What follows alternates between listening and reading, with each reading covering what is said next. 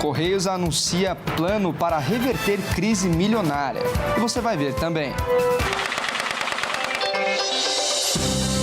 Brasileiro voluntário na guerra da Ucrânia diz que a realidade é cruel e que teme pela vida. O medo é constante, a gente está com constante medo aqui, sempre atento, mas eu vou fazer o possível para voltar, para o Brasil, rever minha família. Cataratas do Iguaçu bate recorde histórico e supera 2 milhões de visitantes em um ano. Rio de Janeiro registrou mais de 2.000 atendimentos por causa do calor.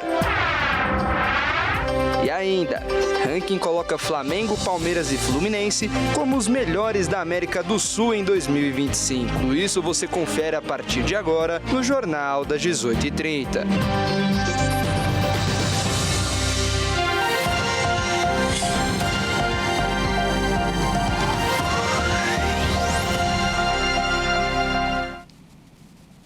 Olá, boa noite, sejam todos muito bem-vindos. Agora são 18h37 pelo horário de Brasília. Vamos juntos conferir os principais destaques dessa noite de segunda-feira. Os Correios anunciaram hoje um plano para reverter a crise enfrentada pela estatal há 3 anos. As medidas incluem 15 mil demissões e o fechamento de 1.000 agências. A direção dos Correios detalhou o plano de reestruturação da empresa, com corte de gastos da ordem de 2 bilhões de reais. A proposta inclui um programa de demissão voluntária, que espera, em até 2 anos, reduzir em 15 mil o número total de funcionários. Isso representaria um corte de 18% na folha de pagamentos. O programa é um pacote de incentivos para os funcionários que pedirem demissão, por vontade própria. Diferente de uma demissão comum, o plano funciona como um acordo. Para a empresa, é uma forma de reduzir custos ou reestruturar o quadro de funcionários, sem o impacto negativo de demissões em massa. Além do corte das despesas com pessoal, o plano contra a crise dos Correios ainda conta com a venda de imóveis e o fechamento de 1.000 agências. Atualmente, os Correios têm cerca de 5.000 unidades. A nossa empresa não se adaptou de forma ágil a uma nova realidade e essa falta de adaptação fez com que a gente sofresse em termos de resultado, em termos de geração de caixa, em termos da operação em si. Então, nos últimos anos, o que vem acontecendo com a empresa, e isso vem de forma crescente, é que a perda de market share, a perda de competitividade vem fazendo com que a gente tenha perda de receita. Essa perda de receita impacta o caixa e, ao impactar o caixa, aí eu falo principalmente nos últimos meses, a gente vem afetando a operação, que potencializa esse ciclo negativo. Um dos principais pontos do plano dos Correios é a tomada de empréstimo de 12 bilhões de reais para quitar as dívidas e aliviar o caixa da empresa, que vem sofrendo com falta de recursos. O contrato envolve um consórcio com bancos estatais e privados e conta com garantia da União para reduzir o risco para as instituições financeiras que concederam o crédito. A ideia é que o plano de reestruturação dos Correios consiga recuperar a empresa já em 2026 para que ela possa voltar a ter lucro a partir de 2027. E olha só, para um brasileiro, as festas de fim de ano têm sido muito diferentes. Patrick José Gonçalves luta como voluntário na guerra da Ucrânia e o simples fato de estar vivo já é motivo para comemorar. Cidades em ruínas, pessoas mortas. Essa tem sido a rotina do brasileiro Patrick José Gonçalves. Ele decidiu viver os horrores da guerra da Ucrânia de perto. Desde o início do ano, Patrick luta como voluntário no exército ucraniano contra a Rússia.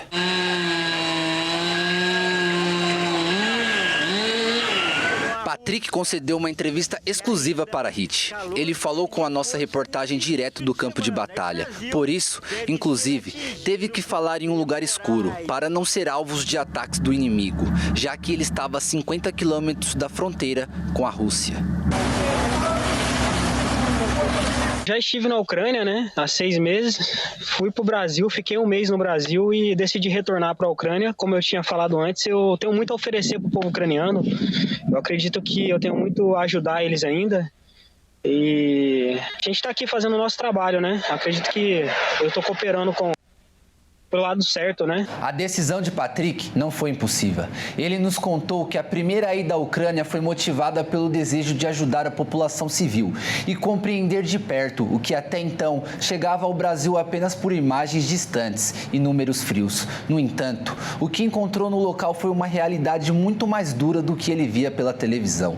Patrick relata que a guerra não se resume às linhas de frente. O conflito está estampado nos rostos cansados dos civis, nas crianças que aprenderam a identificar o som de mísseis antes mesmo de aprender a escrever, e nos idosos que se recusam a abandonar suas casas, mesmo sob risco constante. O silêncio entre um ataque e outro, segundo ele, chega a ser mais angustiante do que o barulho das explosões. Para suportar tudo, ele se apega a uma promessa que fez para a mãe, de que vai voltar vivo para o Brasil. Também estou bem preparado para estar aqui, mas eu vou tentar dar o meu melhor para voltar para minha casa. Eu quero rever minha mãe novamente, mas o medo é constante também. Não posso dizer que eu não tenho medo de morrer, porque eu sou ser humano, é passivo do medo. O medo é constante, a gente está com constante medo aqui, sempre atento, né? Mas eu vou fazer o possível para voltar, né, para o Brasil, rever minha família. Mas agora eu tenho que estar aqui, tenho que ajudar o povo ucraniano. Mas o medo é constante, Kleber. A gente está sofrendo muito ataque aqui por drone e mísseis. E é nesse cenário que Patrick passou o Natal e também vai celebrar o Réveillon, se for possível. No Natal eu estava em Kiev, na capital, onde a gente sofreu um dos maiores ataques já pelos russos aí, né? Desde o início da guerra, a Rússia fez um dos maiores ataques agora na véspera de Natal contra a gente. Foi horrível, a gente ficou no bunker, né? Não tivemos muito o que fazer. Eu ainda não estou no campo de batalha diretamente confrontando os russos, estou numa fase de preparação novamente. Mas vou ser bem sincero assim, não foi bom o Natal não, foi horrível assim, sabe? Foi um Natal triste pra mim aqui.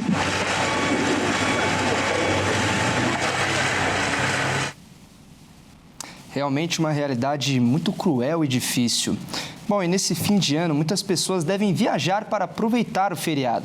Porém, é preciso estar atento com 2 fatores, o trânsito e o calor. O Caio Veríssimo vai trazer as informações. Boa noite, Caio. Quais são os melhores horários para estar pegando a estrada e também para se prevenir desse calorão? Fernando, boa noite a você, boa noite a todos que nos acompanham. É isso, 2 fatores muito interessantes aí para todo mundo colocar no papel antes de sair de casa. Olha só, o trânsito e o calor. Nós estamos aqui na rodovia Anchieta. Um ponto interessante aqui para quem quer viajar, né? Nós estamos aqui nesse ponto, no quilômetro 27.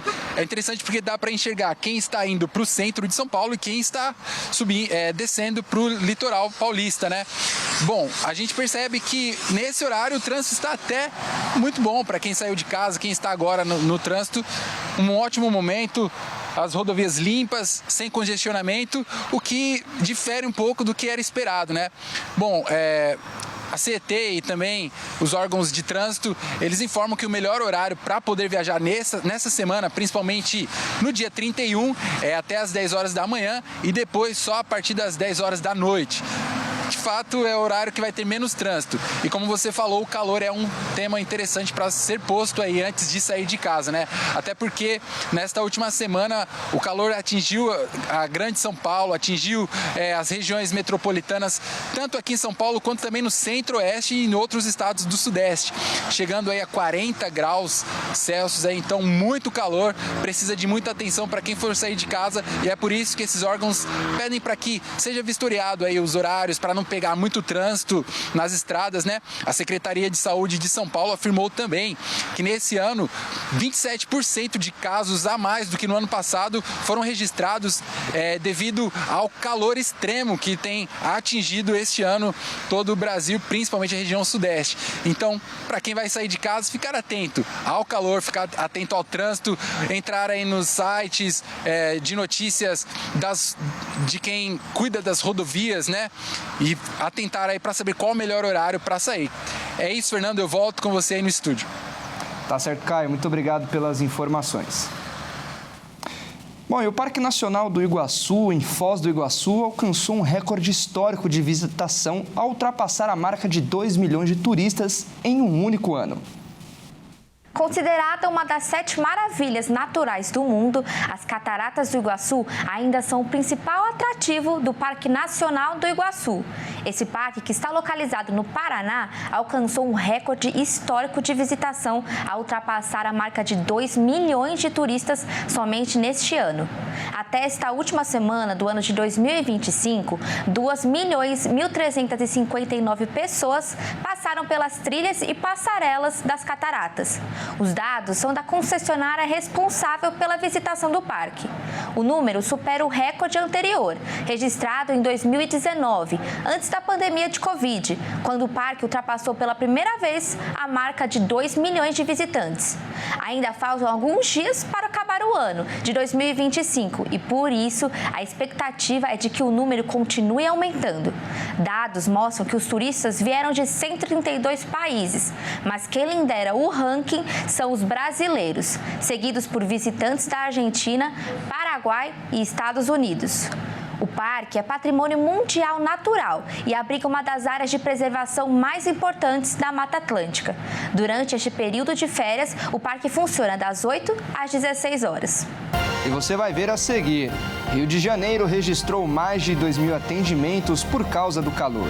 E ainda, ranking coloca Flamengo, Palmeiras e Fluminense como os melhores da América do Sul em 2025. Nós voltamos já.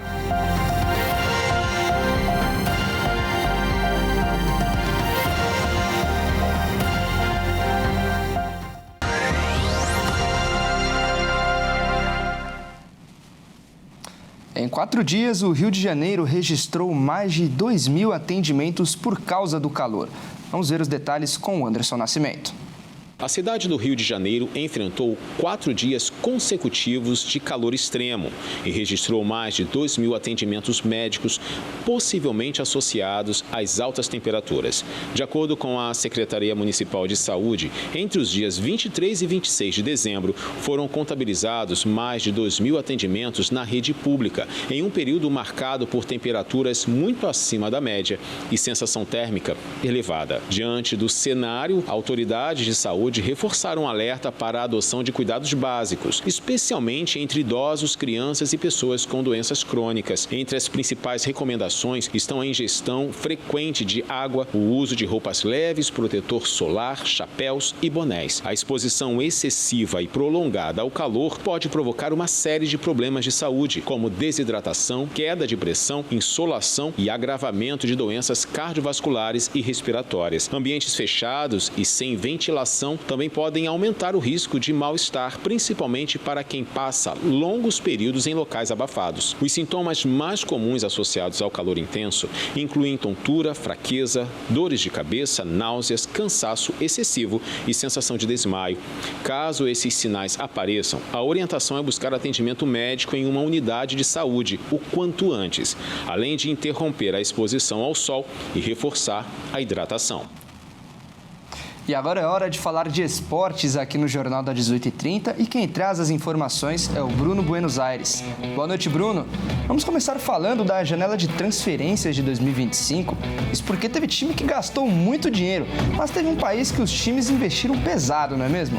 Pois é, Fernando. Boa noite a você e também a todos que nos assistem. A janela de transferências movimentou mais de 53 bilhões de reais. E o país que mais movimentou as transações foi a Inglaterra, principalmente o Liverpool. Vamos dar uma olhada. Muitos clubes se reforçaram no mercado internacional de 2025. A janela de transferências movimentou mais de 53 bilhões de reais. E esse valor é o maior já registrado no futebol mundial. Entre as 10 contratações mais caras, 8 foram feitas no futebol inglês. Só o Liverpool gastou mais de 300 milhões de euros em 3 contratações. Começando pelo atacante Isaac, os Reds pagaram mais de 150 milhões de euros ao Newcastle para ter o atleta no elenco. Na sequência, o clube pagou 115 milhões de euros ao Bayer Leverkusen para ter o meia atacante Wirtz e mais 80 milhões de euros ao Eintracht Frankfurt pelo atacante Ekitike. O Al Nassr da Arábia Saudita também se reforçou na temporada e pagou 77 milhões de euros pelo atacante colombiano John Duran. Já o Manchester United desembolsou 76 milhões pelo atacante Benjamin Sesko e 75 milhões de euros pelo atacante Brian Mbeumo. Ainda no futebol inglês, o Manchester City pagou o mesmo valor para tirar o atacante egípcio Omar Marmoush do Eintracht Frankfurt da Alemanha. Na Turquia também teve reforço. O Galatasaray fechou contrato com o atacante Osimhen por 74 milhões e 900 mil euros. Esse valor torna o jogador mais caro da história do futebol turco. O Newcastle precisava de um reforço para o ataque e resolveu pagar quase 74 milhões e 800 mil euros pelo alemão Nick Woltemade, que se destacou pelo Stuttgart da Alemanha. E fechando o top 10, mais uma contratação na Premier League.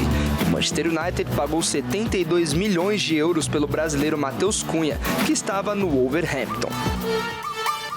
Realmente muito dinheiro movimentado aí nessa janela de transferências de 2025.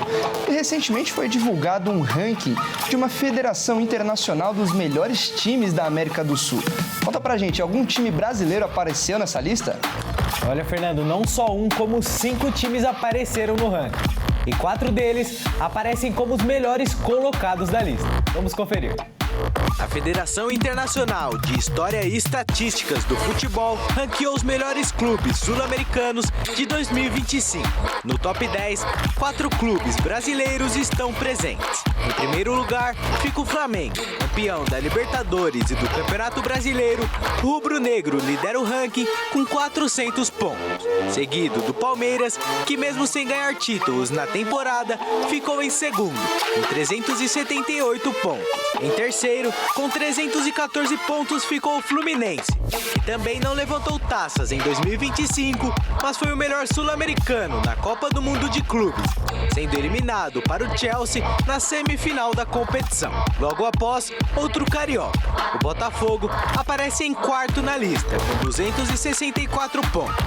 O alvinegro também disputou a Copa do Mundo de Clubes, sendo eliminado nas oitavas de final para o Palmeiras. O primeiro time de fora do Brasil a aparecer na lista é o Racing, na quinta posição com 234 pontos. Os argentinos conquistaram a Recopa Sul-Americana de 2025, batendo o próprio Botafogo. O último brasileiro a ficar no top 10 foi o Atlético Mineiro, que ficou em oitavo com 216 pontos. O Galo chegou à final da Copa Sul-Americana, sendo derrotado nos pênaltis para o Lanús, da Argentina. Só mostrando cada vez mais a força do futebol brasileiro. Bom, Fernando, eu fico por aqui. Uma excelente noite a você e também a todos que nos assistem. Até mais. Tá certo, Bruno. Muito obrigado pelas informações. Excelente noite para você também. E o Jornal das 18h30 fica por aqui. Eu agradeço demais a sua companhia. Uma ótima noite e um ótimo início de semana a todos. Até mais.